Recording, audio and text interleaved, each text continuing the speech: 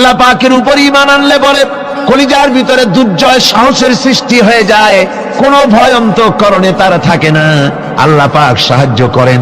আর আল্লাহর উপরে ঈমান আনলে পরে রব্বুল আলামিন বলেছেন, ইয়া আইয়ুহাল্লাযীনা আমানু হাল আদুল্লুকুম আলা তিজারাতিন তুনজিকুম মিন আযাবিন আলীম। এমন একটা ব্যবসার কথা কি বলবো না যে ব্যবসায় তোমাদেরকে জাহান্নামের আযাব থেকে বাঁচায় দেবে। তার প্রথম কাজই হলো আল্লাহর প্রতি ঈমান আনা। ঈমান আনলে পরে এই সমস্ত গুণ তৈরি হয়ে যায়। আর ঈমানে সবচাইতে উপকৃত হয় সমাজের লোকেরা, রাষ্ট্রের লোকেরা, পরিবারের লোকেরা, দেশের মানুষ উপকৃত হয় মুমিনদের দিয়ে ঈমানের কারণে। তার কারণ হলো একজন মুমিন, একজন ব্যক্তি যখন ঈমানদার হয়, মুমিন হয়ে যায়, আল্লাহর প্রতি যখন প্রগাঢ় বিশ্বাস তার এসে যায়, তখন সেই ব্যক্তি নৈতিকতার মান তার বেড়ে যায়। জোরে বলেন সুবহানাল্লাহ। নৈতিক চরিত্রের উপরে সে প্রতিষ্ঠিত হয়, সে মিথ্যা বলতে সাহস পায় না। মুমিন ব্যক্তি মিথ্যা বলতে সাহস পায় না। কেন পায় না? মিথ্যা বলতে সাহস পায় না, ঠকাতে সাহস পায় না, ওজনে কম দিতে সাহস পায় না, শয়তানি বদমাশি করতে সাহস পায় না। তার কারণ হলো আল্লাহ পাক বলে দিয়েছেন, মুমিন কোরআনের ভিতরে পড়েছে, ইয ইয়াতালাক্কাল মুতালাক্কিয়ানি আনিল ইয়ামিনি ওয়া আনিশ শিমালি কাঈদ। দুজন নিয়ন্ত্রণকারী ফেরেশতা তোমার ডানে এবং বামে বসে বসে তোমাকে নিয়ন্ত্রণ করছে। কোথায় যাও, কি করো, এই ফেরেশতারা বসে বসে সব দেখতেছে। মা ইয়ালফিযু মিন কাওলিন ইল্লা লাদাইহি রাকীবুন আতীদ। মানুষ এমন কোন কথা বলে না যা ফেরেশতারা রেকর্ড না করে, সব রেকর্ড হয়ে যায়। তাই মুমিন ব্যক্তি দায়িত্বহীন কথা বলতে পারে না। মুমিন ব্যক্তির চরিত্র ভালো হয়ে যায়। সে যে কথা বলে বুঝে শুনে কথা বলে, সে যে ওয়াদা করে বুঝে শুনে ওয়াদা করে। যেহেতু সবকিছুর জবাব কিয়ামতে দিতে হবে। কোথায় দিতে হবে? কোথায় দিতে হবে? কিয়ামতে আল্লাহর দরবারে জবাব দিতে হবে। মহান আল্লাহ রাব্বুল আলামিন বলেছেন, ওয়ালাকাদ খালাকনাল ইনসানা ওয়া না'লামু মা তুওয়াসবিসু বিহি নাফসু। মানুষ সৃষ্টি করেছি আমি, তার অন্তঃকরণের ভিতরে ওয়াসওয়াসা কি হয় আমি জানি। এই জন্য মুমিনেরা মনের ভিতরে কোনো খারাপ কল্পনাও করতে পারে না। খারাপ কল্পনা করলেও তার হিসাব দেওয়া লাগবে আল্লাহর কাছে। কার কাছে? ওয়াইন তুবদু মিন আনফুসিকুম আও তুখফুহু ইউহাসিবুকুম বিহিল্লাহ। আল্লাহ বলেন, মনের মধ্যে যেসব কল্পনা করো তা প্রকাশ করো আর গোপন রাখো, ওইটার হিসাব নিব আমি আল্লাহ পাক। কিয়ামতের দিন আমার কাছে হিসাব দিতে হবে। বন্ধুগণ, এই জন্য মুমিন যারা, মুমিনদের চরিত্র প্রতিষ্ঠিত হয়, মুমিনদের ধারণা থাকে যেখানেই যাই না কেন, যেখানেই বসি না কেন, সেখানেই আল্লাহ, আল্লাহ ছাড়া কোনো জায়গা নাই। আছে নাকি? আছে। আল্লাহ পাক বলেন, মা ইয়াকুনু মিন নাজওয়া সালাসাতিন ইল্লা হুয়া রাবিউহুম। তোমরা যেখানে তিনজন মিলে পরামর্শ করো, মনে রেখো তিনজন নও, ওখানে চতুর্থ সত্তা আমি রব্বুল আলামিন তোমাদের কাছে আছি। সব শুনি আর দেখি। পাঁচজন যেখানে হও সেখানে আমি ষষ্ঠ। এর থেকে যদি কম হও, এর থেকে যদি বেশিও হও, বান্দারে তুমি আছো যেখানে আমি আল্লাহ আছি সেখানে। উপায় নাই, সব জায়গায় আমি দেখতে পাচ্ছি। শুধু তাই নয়, রাত্রিবেলায় মানুষেরা গোপনে পরামর্শ করে, করে না? করে কিনা? রাতে রাতে পরামর্শ করে, এক জায়গায় বসে, হলের মধ্যে, পাহাড়ের মধ্যে, কোন জায়গায় বসে পরামর্শ করে। কি পরামর্শ? ইসলামী আন্দোলনের লোকদের মারবে, কোথায় তাদের ধরবে, কোথায় তাদের অত্যাচার করবে, এই সমস্ত পরামর্শ করে। আল্লাহ পাক বলছেন, শুনুন, আল্লাহ রাব্বুল আলামিন বলেন, ওয়া হুয়া মাআহুম ইয ইউবাইতুনা মা লা ইয়ারদা মিনাল কাউল ওয়া কানা আল্লাহু বিমা তা'মালুনা মুহীতা। আল্লাহ পাক বলেন, তিনি তো ঠিক সেই সময়ও তোমাদের কাছে থাকেন যখন তোমরা নিজেদের ঘরের মধ্যে বসে, কোন এক জায়গায় বসে আল্লাহর মর্জির খেলাফ পরামর্শ করো, আল্লাহ তখনও তোমাদের কাছে থাকেন। আল্লাহর এহাতা থেকে, আল্লাহর কর্তৃত্ব অস্তিত্ব থেকে বেরিয়ে যাওয়ার কোনো উপায় নাই। সুতরাং গোপনে বলেন প্রকাশ্যে বলেন, যেভাবেই যা কিছু করা হোক না কেন, আল্লাহর কাছে আমাদের সমস্ত অপরাধগুলি ধরা হয়ে যায়। আর এটাই হচ্ছে ঈমানের সীমা পরিসীমা। তিলকা হুদুদাল্লাহ ফালা তা'তাদুহা, তিলকা হুদুদুল্লাহ, এটাই হচ্ছে আল্লাহর সীমানা। ঈমানের এই সীমারেখা বজায় রেখে ঈমানের উপরে মজবুত করে কোনো ব্যক্তি, পরিবার, সমাজ, রাষ্ট্র যদি তৈরি হয়, তাহলে সেই সমাজই শান্তি আসে, সেই সমাজই আরাম আসে, সেই রাষ্ট্র শান্তিপূর্ণ হয়, সেখানে দিন কায়েম হয়, মানুষ সুখ সমৃদ্ধি খুঁজে পায়। আল্লাহ নবী ঘুমের থেকে জেগে হযরত আলীকে ডেকে বলেন, আলী, আল্লাহ অর্ডার করেছেন আমি মদিনায় চললাম, আমার বিছানার পরে আমার চাদর গায়ে দিয়ে শুয়ে থাকো। হযরত আলী বলেন, আল্লাহর হাবিব, আপনার চাদর গায়ে দিয়ে ঘুমিয়ে থাকবো, সকালবেলায় কাফির বেঈমানেরা আপনার বিছানার পরে আপনার চাদর গায়ে দেওয়া অবস্থায় আমি আলীকে তারা মুহাম্মদ মনে করবে, আর আমি আলীকে নবী মনে করে তারা তাদের তরবারি দিয়া কেটে কেটে টুকরা টুকরা করে আমারে বিদায় করে দেবে দুনিয়া থেকে। এতটুকুনো পরোয়া করি না, বরং আমার দিলের মধ্যে এটাই তৃপ্তি থাকবে যে আমি আলীর জীবনের বিনিময় আল্লাহর হাবিব দুনিয়ায় বেঁচে আছেন। নবীজি ঘরের থেকে বেরোলেন, চতুর্দিকে কাফেররা দাঁড়ানো। আল্লাহ নবী হাতে এক মুষ্টি বালু হাতে নিয়ে শাহাতেল বজু পড়ে 3 বার দম করে বালুগুলো ছেড়ে দিলেন। বালিগুলি ঘরের চতুর্দিকে কাফেরদের চোখে চলে গেল। পরবর্তী সময় রব্বুল আলামিন ডেকে বলেন, নবীরে, বালি যখন নিক্ষেপ আপনি করেছিলেন, ধুলাগুলি আপনি তো শুধু নিক্ষেপ করেছিলেন, কিন্তু চতুর্দিকে কাফেরদের চোখে গেল কেমনে? একদিকে মেরেছিলেন, সেই দিকেই তো যাওয়ার কথা ছিল, চতুর্দিকের কাফেরের চোখে চোখে সেগুলো পৌঁছে গেল কেমনে? ওয়ামা রামাইতা ইদ রামাইতা ওয়ালাকিন্নাল্লাহ রামা। আপনি নিক্ষেপ করেন নাই, যখন আপনি নিক্ষেপ করেছিলেন আপনি তো শুধু বালুকণা ছেড়েছেন, আর ওই বালুকণাগুলি ঘরের চতুর্দিকে সব কাফেরদের চোখে পৌঁছবার দায়িত্ব আমার কুদরত গ্রহণ করেছিল। আমার ভাইয়েরা, নবীজি বিপদে, এতগুলি শত্রু তরবারি নিয়ে তিনি বিপদে ধৈর্য হারা হন নাই। আস্তে করে ঘরের থেকে বেরিয়ে হযরত আবু বকরের বাড়িতে গিয়ে হাজির। দরজায় গিয়ে আওয়াজ দিলেন, আবু বকর।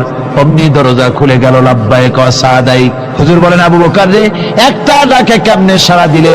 তুমি কি ঘুমাইছিলে না?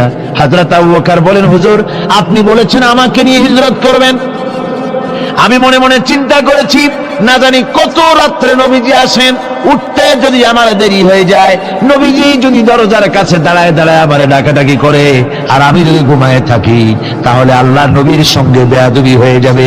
এই মনে করে বিছানায় না ঘুমাইয়া আপনার গলার আওয়াজ শোনার জন্য এই দরজার সঙ্গে পিঠ লাগাইয়া লাগাইয়া দাঁড়াইয়া ঘুমাচ্ছিলাম। আল্লাহ নবী হযরত আবু বকরকে সঙ্গে করে নিয়ে চললেন মদিনার দিকে। উল্টা পথে রওনা করলেন, বারবার কাবা শরীফের দিকে তাকাতে লাগলেন। বুখারী শরীফে এসেছে, নবীজি বারবার কাবার দিকে তাকিয়ে বলতেছেন, রে কাবা, বড় আশা ছিল তোর কাছে থাকবো, তোর খেদমত করব, কিন্তু তোর নিষ্ঠুর সন্তানেরা তোর কাছে আমারে থাকতে দিল না রে। আল্লাহ নবী মিসফালা দিয়ে জাবালে কেদোয়ার উপর দিয়ে চলে গেলেন জাবালে সুরে। গুহার কাছে যখন গিয়েছেন, হযরত রক্ত হয়ে গেল। হযরত আবু বকর রাদিয়াল্লাহু তাআলা আনহু বলছেন, হুজুর, আর উপায় নাই, দিন হয়ে গেল, এখন বুঝি ধরা পড়ে যাব, ওই গুহার মধ্যে গিয়ে আশ্রয় নেই।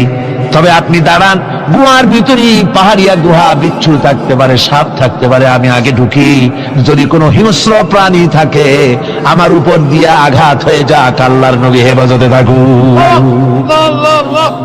হযরত আবু বকর রাদিয়াল্লাহু তাআলা আনহু গুহার ভিতরে নামলেন। নেমে গুহা সাফ করে হুজুরকে ডাকলেন। হুজুর তাশরীফ ফরমালেন গুহার মধ্যে।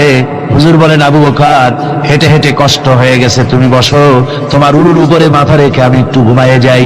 আল্লাহর হাবিব ঘুমায়ে গেলেন। হযরত আবু বকর লক্ষ্য করে দেখেন চতুর্দিকে অনেকগুলি গর্ত দেখা যায়। এই গর্ত থেকে সাপ আসতে পারে, বিচ্ছু আসতে পারে মনে করে নিজের গায়ের চাদর ছিঁড়ে ছিঁড়ে গর্তগুলি বন্ধ করা শুরু করে দিলেন। কয়েকটা গর্ত বন্ধ করার মতো চাদর আর নাই, পাও দিয়ে চেপে ধরলেন।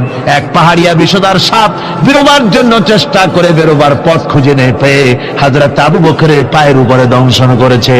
বিষের যন্ত্রণায় হযরত আবু বকরের চোখ থেকে পানি দরদর করে পড়ছে। রাসূলুল্লাহর ঘুম ভেঙে গেল। আল্লাহর নবী তাকিয়ে বলেন, আবু বকর, চোখে পানি কেন? বাড়ির কথা বুঝি মনে পড়ে গেছে?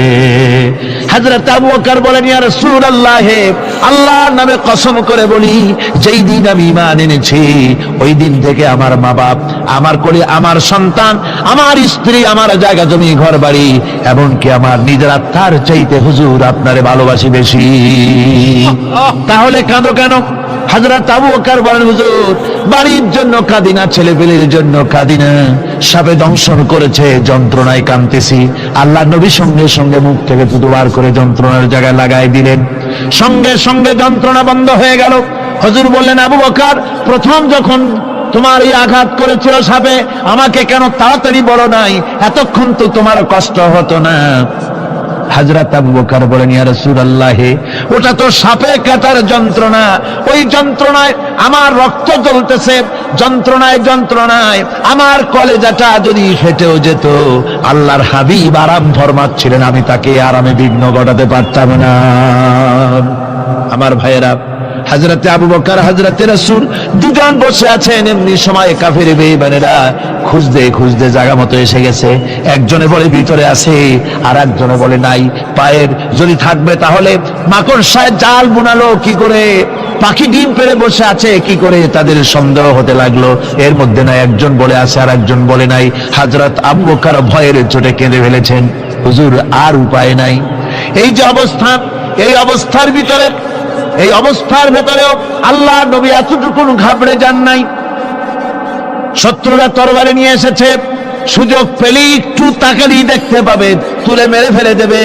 আল্লাহর হাবিব মোটেই ধৈর্য হারালেন না, এতটুকু হতাশ হলেন না। আল্লাহ পাকের হাবিব তার সাথীকে কি বললেন? তখন কোরআনে কারীম সূরা তাওবার মধ্যে আল্লাহ তা উদ্ধৃত করেছেন মুমিনদের জন্য, ইযহুমা ফিল গার ইয ইয়াকুলু লিসাহিবিহি লা তাহজান ইন্নাল্লাহা মা'ানা।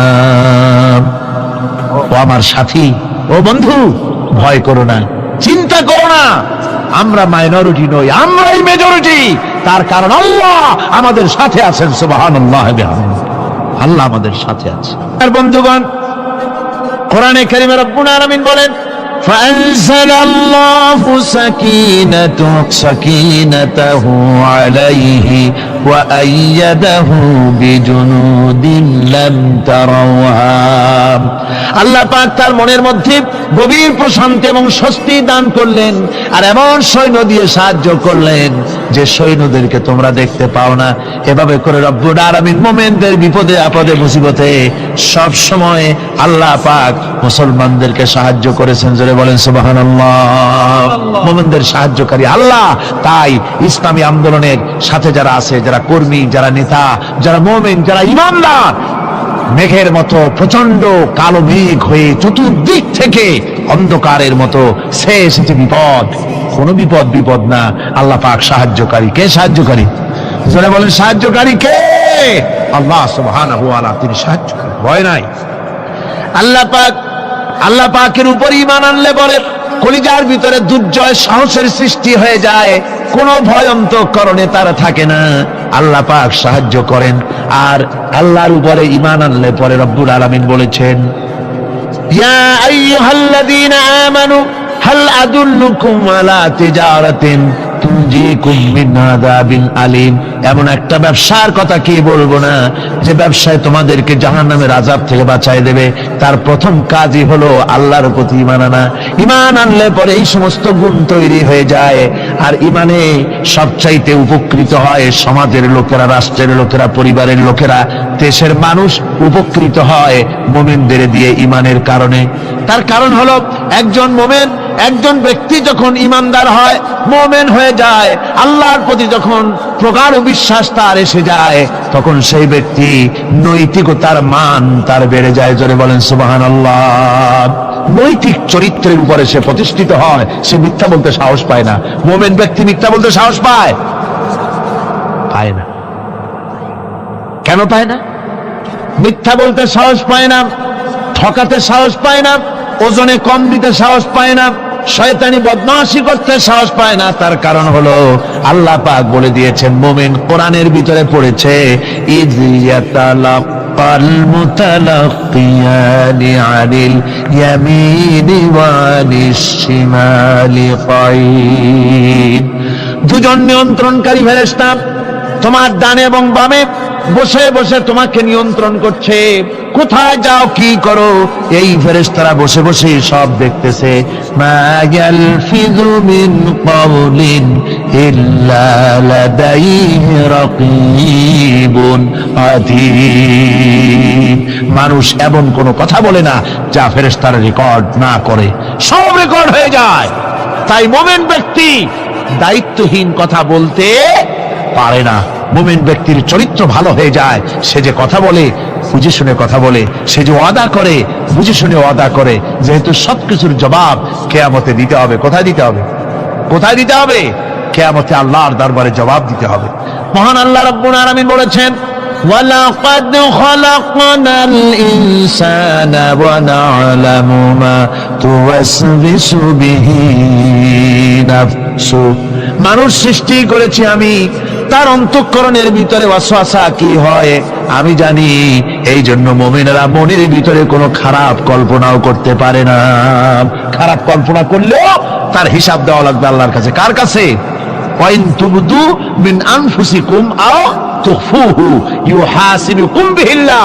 আল্লাহ বলেন, মনের মধ্যে যেসব কল্পনা করো তা প্রকাশ করো আর গোপন রাখো, ওইটার হিসাব নেব আমি আল্লাহ পাক। কিয়ামতের দিন আমার কাছে হিসাব দিতে হবে। বন্ধুগণ, এই জন্য মুমিন যারা, মুমিনদের চরিত্র প্রতিষ্ঠিত হয়, মুমিনদের ধারণা থাকে যেখানেই যাই না কেন, যেখানেই বসি না কেন, সেখানেই আল্লাহ, আল্লাহ ছাড়া কোনো জায়গা নাই। আছে নাকি? আছে। আল্লাহ পাক বলেন, মা ইয়াকুনু মিন নাজওয়া সালাসাতিন ইল্লা হুয়া রাবিউহুম। তোমরা যেখানে তিনজন মিলে পরামর্শ করো, মনে রেখো তিনজন নও, ওখানে চতুর্থ সত্তা আমি রব্বুল আলামিন তোমাদের কাছে আছি। সব শুনি আর দেখি, পাঁচজন যেখানে হও সেখানে আমি ষষ্ঠ। এর থেকে যদি কম হও, এর থেকে যদি বেশিও হও, বান্দারে তুমি আছো যেখানে আমি আল্লাহ আছি সেখানে। আলিমদেরকে, মুমিনদেরকে, যারা নাকি কালেমা পড়ে মুসলমান হয়, তাদের সকলের এই সাহস মনের মধ্যে আসা দরকার, ব্যক্তিত্ব আসা দরকার। কারো পরোয়া নাই, পরোয়া করব শুধুমাত্র আল্লাহ। রিস্কের মালিক তিনি। আল্লাহ রাব্বুল আলামিন বলেছেন, ওয়ামা মিন দাব্বাতিন ফিল আরদি ইল্লা আলাল্লাহি রিজকুহা। এই পৃথিবীর বুকে এমন কোন বিচরণশীল জীব নাই যে জীবের রিস্কের দায়িত্ব আমি আল্লাহ আমার নিজ হাতে গ্রহণ করি নাই। সব জীবের রিস্কের চাবি আমার হাতে। কার হাতে? তাহলে ভয়টা কিসের? আপনার একটা পেট, তাই নিয়ে এত চিন্তা। অথচ এই পৃথিবীতে আল্লাহ পাক বলেন অসংখ্য প্রাণী আছে যাদের কোনো সঞ্চয় নাই। শকুন, শকুনের মরা গরু অনেকগুলি ব্যাংকে জমা আছে নাকি? কবে কোথায় একটা মরা গরু পাইছে আর খোঁজ নাই, খবর নাই। ওগুলা কি না খাইয়ে মরতে দেখছেন রাস্তায় পথে ঘাটে? সুবহানাল্লাহ বিহামদিহি। অসংখ্য প্রাণী এভাবে দুনিয়া আছে। আল্লাহ রাব্বুল আলামিন বলেন যাদের কোনো সঞ্চয় নাই, যারা কোনো সঞ্চয় করে না, এ ধরনের সাপগুলি, শিয়ালগুলি, বাঘগুলি, পাখিগুলি, জলচর প্রাণী, স্থলচর প্রাণী আর অন্তরিক্ষে মহাশূন্যে উড়ে বেড়ায় যেসব প্রাণী, এ ধরনের শত সহস্র কোটি কোটি প্রাণী, তারা সকাল বেলায় খালি পেট নিয়ে বেরিয়ে যায়। খালি পেট নিয়ে সকাল বেলায় বেরিয়ে গেল, আবার সন্ধ্যায় যখন বাসায় ফেরে সমস্ত প্রাণীগুলির পেট আল্লাহ রাব্বুল আলামিন ভরে দেন। সুবহানাল্লাহ। একটা প্রাণীও খালি পেটে বাড়ি ফেরে না। সুবহানাল্লাহ, সুবহানাল্লাহ। অথচ তাদের কিন্তু জন্ম নিয়ন্ত্রণের ব্যবস্থাও নাই। জঙ্গলে যত প্রাণী আছে তারা কি কোনদিন মিছিল করে এসে বলেছে বাংলাদেশ সরকার আমাদের জঙ্গলের মধ্যে কোনো খোঁজ খবর তো আপনারা রাখেন না। এখানে বাচ্চা কাচ্চা বেশি হইতেছে, আর খাওয়াইতে পারি না, এবার কিছু পরিবার পরিকল্পনার ওষুধপত্র পাঠান।